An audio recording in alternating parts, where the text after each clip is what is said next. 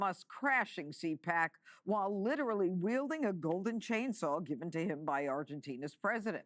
A symbolic gesture for the cost-cutting crew that has already saved taxpayers billions. The world's richest man acting cool and casual as he dismantled his Democrat critics who have been protesting his every move. This is the chainsaw for bureaucracy. Chainsaw! Obviously, it just shows that they really lack empathy for the average taxpayer who's working hard, paying taxes, and then they say, oh, $1 million doesn't matter. I'm like, I think it matters a lot to people, you know? So what are you talking about? People ask, like, how can you find waste in D.C.? I'm like, look, it's like being in a room, and this target, the wall, the roofs, and the floor are all targets.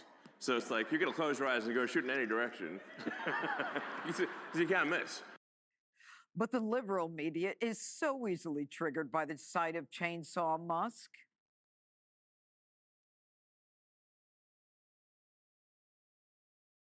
You unleash somebody who's doing theatrics and abandoning his own children and having some weird fantasy in front of everybody to be popular.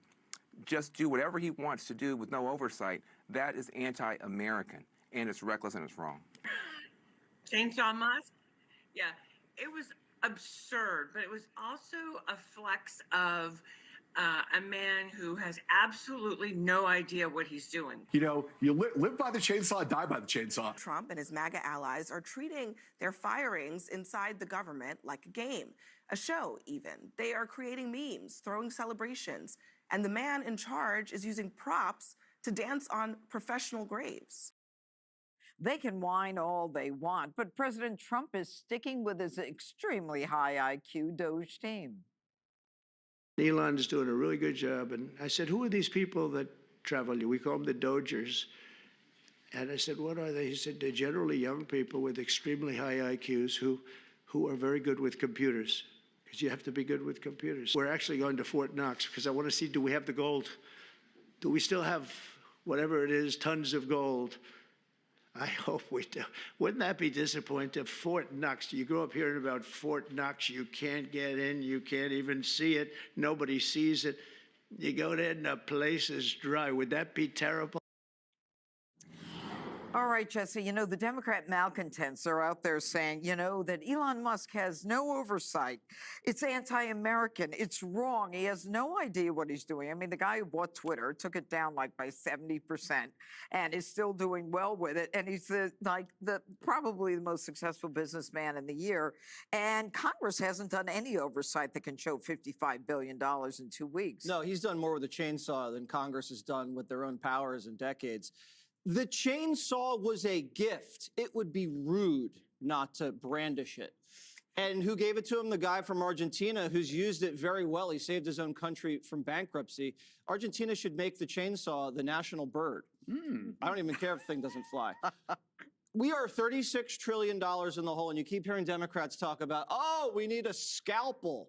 It's like they think that's some clever analogy. When's the last time you heard a Democrat use a scalpel on anything besides their own face?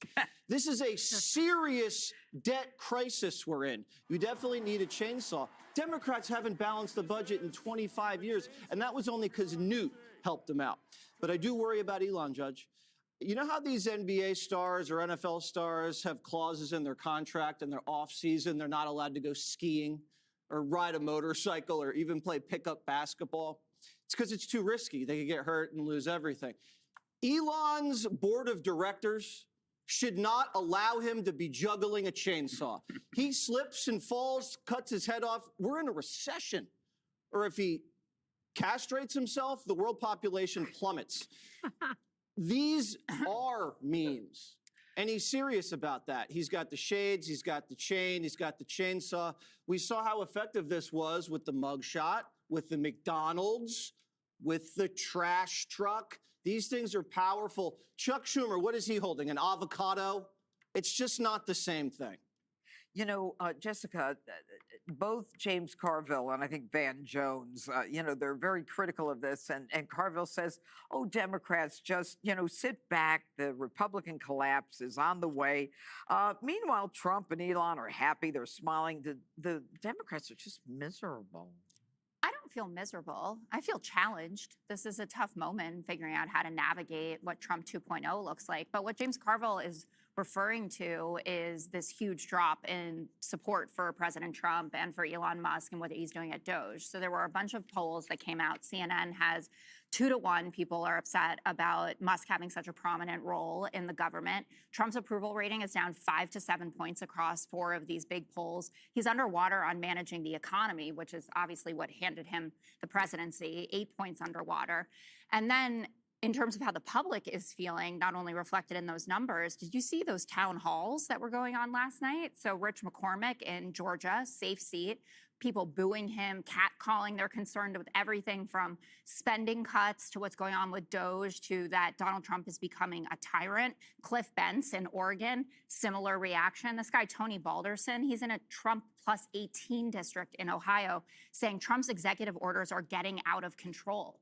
They are hearing from the American public that what is going on from the Oval Office to CPAC, which is, Pam Bondi being at CPAC seems like a politicization of the office, to say the least, is not what the American public wanted. They wanted someone to come in to get the economy back on track. That hasn't been happening.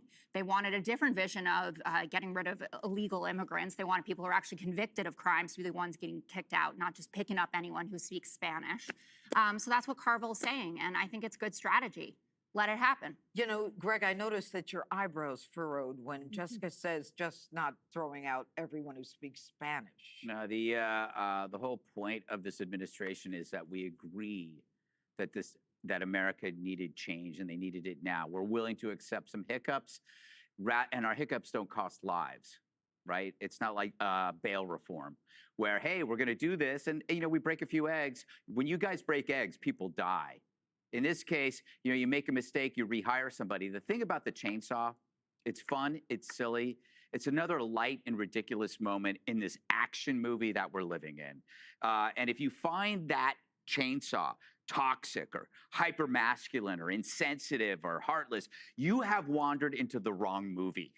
You probably wanted to see The Notebook 4, but this is part of the flip. 40 years ago, it used to be, the right was stiff and easily offended, and the left was hip and edgy. It's completely shifted, and the right's having fun. Meanwhile, the Dems, the Democratic Party is like a giant-sized version of The View, if that's possible. I mean, do you see any optimism? Do you see any hope? Do you see any action? Do you see any solutions? At least on The View, there's joy, and what a joy it is. But with the Democratic Party, it's all just misery and a hope for more misery, because then that'll bring down Trump. I was just watch that clip. I just realized Brianna Keller has CNN resting face.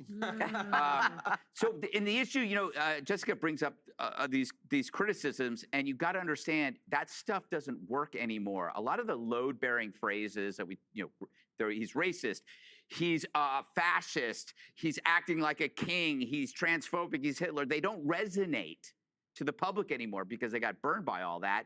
And the arguments that depended on those words have all atrophied.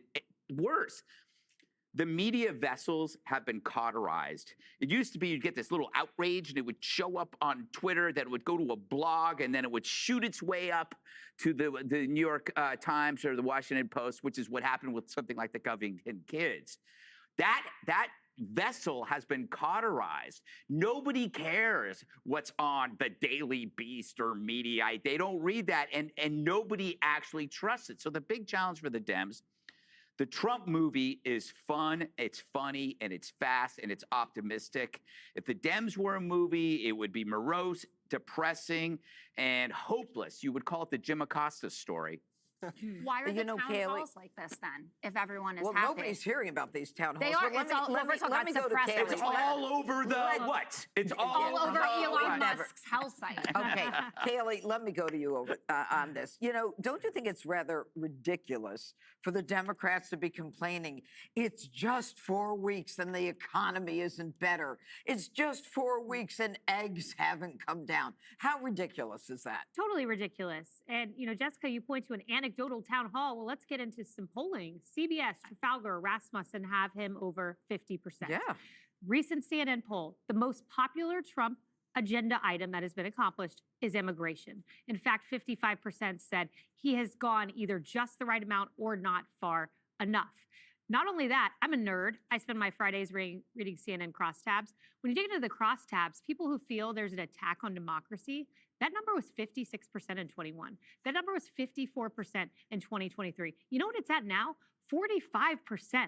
So this threat to democracy language that the left is still using, Biden was a bigger threat to democracy, a majority threat, according to a CNN poll. And while on the note of CNN, just one more note.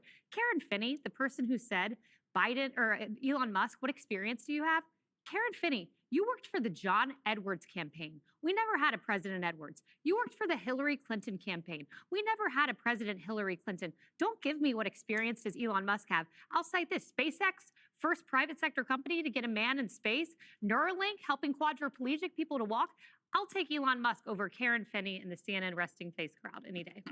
Dig right. it in the crosstabs. Yeah. Oh, yeah. Friday. I don't even know what a crosstab is. I'll show you in your office. Very angry exciting. soda. Yes. Up next, Canada better watch out. President Trump is responding to Justin Trudeau squealing